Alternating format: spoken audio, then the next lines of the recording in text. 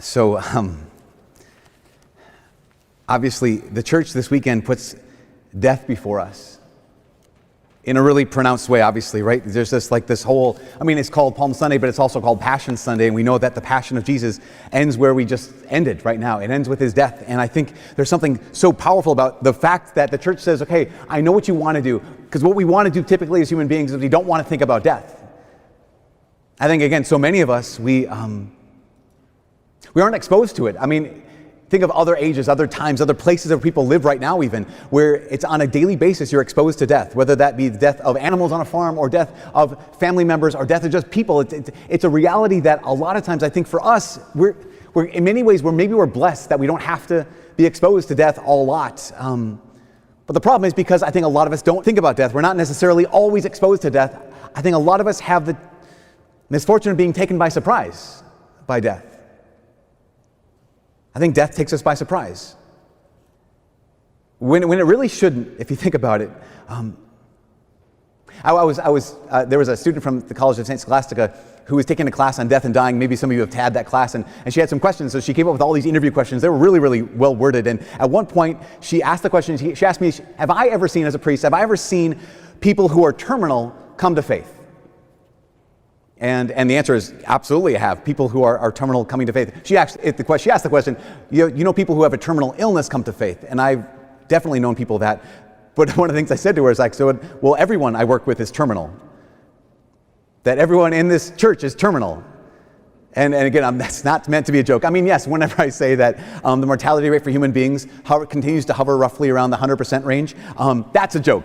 But I mean it. We're all dying. Every one of us right now, we're all dying. We're all in the process of dying. We're all going to die.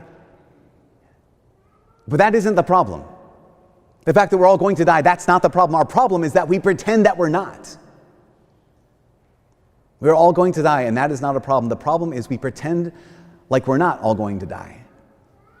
But when tragedy happens or when death comes close, what happens is that oftentimes that cuts through the illusion that this will go on forever. Oftentimes, when tragedy happens and when death comes close, it cuts through the illusion that our choices don't actually matter. Because if there's anything that this gospel reading is about, it's about so much, right? But if there's anything that this gospel tonight that we stood to proclaim, this massively long story, it's about choices.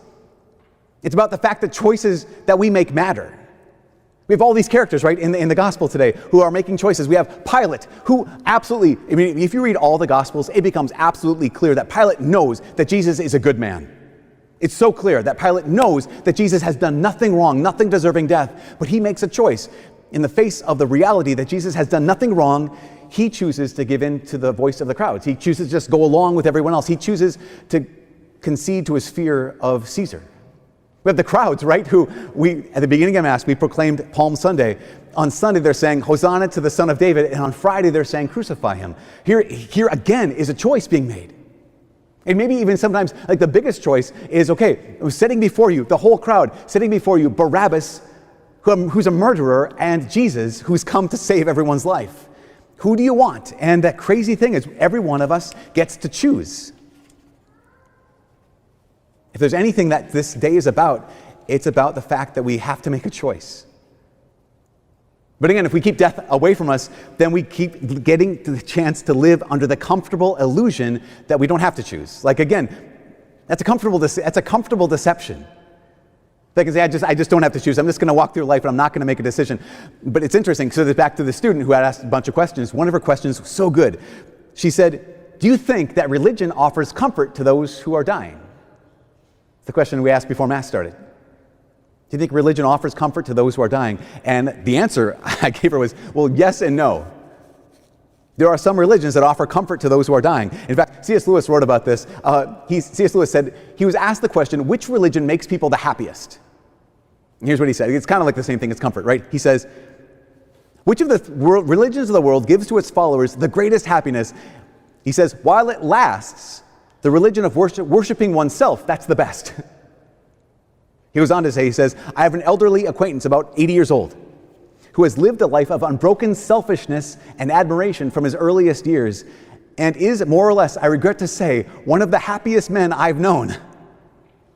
From a moral point of view, it's very difficult because I'm not approaching the question from that angle. He goes on, he says, as you perhaps know, I've not always been a Christian. C.S. Lewis wasn't always a Christian. For a long time, he was an atheist.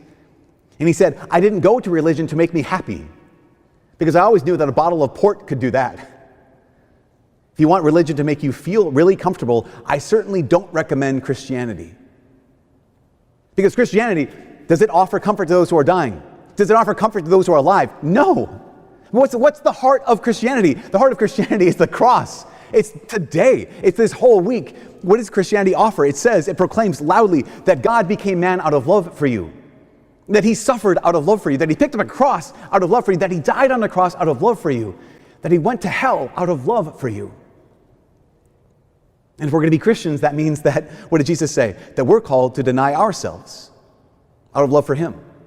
That we're called every day to take up our cross out of love for him. That we're called to follow him and even die if we need to out of love for him. So the last thing that Christianity offers, is comfort. And that's a good thing. That's such a good thing. In fact, let's go back to C.S. Lewis for the last time today. He says, in religion as in war and in everything else, comfort is the one thing you cannot get by looking for it. If you look for truth, you might find comfort in the end. But if you look for comfort, you'll not get either comfort or truth. Only soft soap and wishful thinking to begin with. And in the end, despair. So if Christianity, if Christ doesn't offer comfort, what does he offer? What does the church offer on a day like today, where we proclaim this massive story? What is the church offering every one of us who showed up to Mass today? Two things, at least two things. The church offers to us truth and a choice. These are the two things that the church always offers. Also the grace to make the choice, but keeps it simple. Truth and the choice. Because realize when it comes to truth, that's the only reason. The only reason to believe anything is because it's true. We don't believe something because it makes us feel good. We don't believe something because it makes us act good. We don't believe something because it gives us comfort. The only reason to believe anything in our lives is because it's true.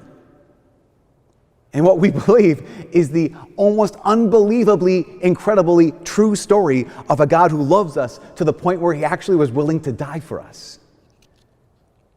And in light of that truth, every one of us came to here today and were given a choice. Do you want that love? That the life that he made possible by his death, do you want that life? Do I want that life? Or do we not? I mean, and that's the thing, it's so hard because we have to make a choice. I got a letter, we've been doing this podcast called The Bible in a Year, and in the Old Testament, there's a lot of times where God makes it very, very clear. If you choose me and to keep my laws, then you'll be blessed. And if you choose to disobey my laws, then there's punishments that come, there's consequences there. And I got a letter from someone who was so deeply upset about this reality that they said, it seems like God is trying to trick us into something, that if you choose him, then you get goodness. And if you choose not him, then you get badness. But that's the choice. The choice is, God says, if you choose me, you get me. And if you choose not me, then you get not me. Hard truth today. Every choice has a consequence. Obviously, some are arbitrary. You remember growing up when your parents would say, okay, if you come home late, break curfew, then you have to clean the house tomorrow. There's no connection. That's not a real thing, because I know that's not a real thing because my little brother was late for curfew. He didn't have to do anything. So some choices and consequences are arbitrary, but there are some choices that we make that are the opposite of arbitrary. They're intrinsically connected. What I'm choosing is actually the consequence. In fact, there's a psychologist, he's out of Canada, and he talks about this. He's not even a religious person, but he said this. He said, I'll never, in all my years as a clinical psychologist, and he says, and this is something that really deeply terrifies me, I've never seen anyone get away with anything at all, not even once. Again, he's just a clinical psychologist. He says, in all my years being a clinical psychologist, I have never seen anyone ever get away with anything, not even once. And he says, well, maybe you disagree. Maybe you think that people get away with things all the time. Well, I tell you, I've never seen it. What I see instead is that this thing happens, right? He says someone twists the fabric of reality, and they do it successfully because it doesn't snap back at them in that moment. We do this all the time, right? We make choices and we don't experience the consequence right away. He says, then 2 years later, something unravels and they get walloped and they think, oh my gosh, this is so unfair. And he says, they're meeting with me and we track it. And it's like, well, what happened before that? They say this. And what happened before that? Well, this. And what happened before that? This. And then he says, oh, that's where things went wrong. Because you can't twist the fabric of reality and not have it snap back. They're connected. Consequences and our choices are connected. In fact, I would say this. I would say consequences reveal what we're actually choosing. The consequence reveals what we're actually choosing. So I lie to get out of something. Well, what I'm actually choosing is I'm choosing to not be trustworthy. I lie to get out of something. What I'm choosing is to be the kind of person who can't be trusted by my friends. I can't be trusted by my family. If I choose to gossip, what I'm choosing to break relationships all around me. When I choose to do something that I know is wrong, I am choosing to make myself divided. I'm choosing, in that moment, I'm choosing to make myself weaker. Again, our consequences reveal what we're actually choosing. And I think that's one of the reasons, as I said, why we put off choosing. We say, I'll avoid choosing, because then it's just too hard. I don't want the consequence. I don't want any of these things. But the hard truth is not to choose is to choose. Not to decide is to decide. Not to choose is to be Pilate saying, what does he say? In John's gospel, he says, I wash my hands of this. I'm not going to weigh in on this. I'm stepping back. Not to choose is to choose. That question, does religion offer comfort? Not Christianity. Why? Because we have the opportunity to choose heaven, which is awesome. But Christianity also points out the truth that we have the chance to choose hell as well. Not to choose God is, by default, to choose hell. Some of you are familiar with Dante Alighieri, right? Dante wrote Dante's Inferno, the Purgatorio and Paradiso. It's Dante's Divine Comedy. And we're going to talk about this again on Holy Thursday back here. But in the beginning of Dante's Inferno, what happens is Dante is escorted through hell, through purgatory, into heaven. But when he gets to hell, he has a guide. His guide is Virgil. I think he's a Roman poet. And Virgil is showing him, ushering him into hell. And as Dante enters hell, there's that sign above hell that says, abandon hope, all you who enter here. And the interesting thing is the very first thing Dante sees in hell is what is called the vestibule of the futile. So the first, not even the rings of hell. That's a whole other thing. Again, Holy Thursday, stay tuned. Bum, bum, bum. But the plains of hell, the very first thing Dante sees after this sign, abandon hope, is the vestibule of the futile. And it's filled with people. In fact, Dante writes in his poem about it, he says, I had not thought that death had unmade so many. He says, I was surrounded so many unmade people.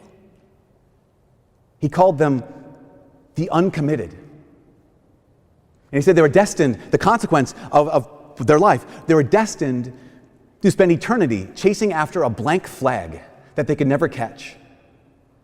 Because they had spent their lives never standing for anything. They spent their whole lives never choosing something and saying, this is what I believe, this is what I'll stake my life on, this is who I am, this is what I'll live for. Something other than myself. And so because of that, they spend their eternity chasing this flag that is constantly eluding them, this blank flag that means nothing. And in fact, Virgil says to Dante, he says, let us not speak of them. Just look at them and pass them by, because they're not even deserving recognition. He goes on, he says, these are those on the plains of hell. He says, these are those who have lived without disgrace and without honor. They weren't good. They weren't bad. He said they lived only for themselves. They weren't villains. They weren't heroes. They were just meh. That's it. Remember what C.S. Lewis said about the happiest man he knew? He lived for himself. Didn't make a choice to live for anything or anyone other than himself. He even says that in this vestibule of the futile, he says, there were angels who were neither rebellious to God nor yet true to God. And every one of these people had lived a blind life because they just didn't want to look at the choice that was right in front of them. Last thing he said is, he says, fame of them the world has none, nor suffering. They didn't do anything in the world that left a mark, and they also didn't do anything in the world that would condemn them. Mercy and justice both scorn them. The uncommitted, futile, never choosing, And this is the last thing. But that's not your destiny. Like, this is not your destiny. That's not what you're made for. That's not what any of us are made for. To be in this place where the consequence of our non-choice is this living as non-living. That we have to choose. We get to choose. In fact, even more, we get what we choose. That because God has chosen you, because God has chosen us, that if you want to choose him back, you get him. This is the most incredible news ever. But if we don't choose him, then we get not him. But this is the truth. There's one last character in the gospel today who had a choice to make. Is the main character of the entire book. The main character of this entire thing, this entire story is one main character. And this character has made his choice as well. That Jesus, he's the reason why we exist. And what did we hear in the gospel today proclaimed? That Jesus, he made his choice. And he chose the cross. And he chose you. And he did this so that you and I wouldn't have to spend eternity chasing after a blank flag. He did this so you and I wouldn't have that we wouldn't be so cowardly as we wouldn't actually believe in something, that he gave us this truth so that we could make a choice. And he did this so that you and I, he chose us so that you and I would have the courage to choose him back.